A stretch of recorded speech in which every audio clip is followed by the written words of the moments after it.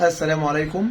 90% من الناس ما يعرفوش كلمة السر بتاع الجيميل بتاعهم، وفي ناس ما تعرفش الجيميل بتاعها اصلا اسمه ايه على الموبايل، وده بيمثل مشكلة كبيرة لان كل حاجة حاليا مرتبطة بالجيميل بتاعك. تعال اقول لك ازاي تقدر تعرف الجيميل بتاعك على الموبايل، وازاي تقدر تغير كلمة السر حتى لو انت ما تعرفش القديمة. بس في الاول اعمل لايك للفيديو ومتابعة للصفحة ومش هيفوتك اي جديد. كل اللي عليك هتدخل على الجيميل بتاع الموبايل بتاعك، بعد كده صورة الحساب، إدارة حسابك على جوجل. من هنا تقدر تعرف اسم الجيميل بتاعك ايه.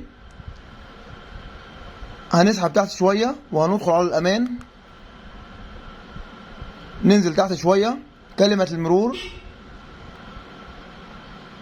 هنعمل هل نسيت كلمة المرور، متابعة، ومن هنا نقدر ندخل البصمة بتاعة التليفون أو الباسورد بتاع التليفون بتاعك.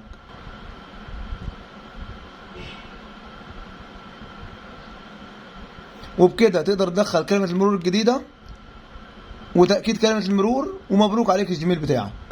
سلام.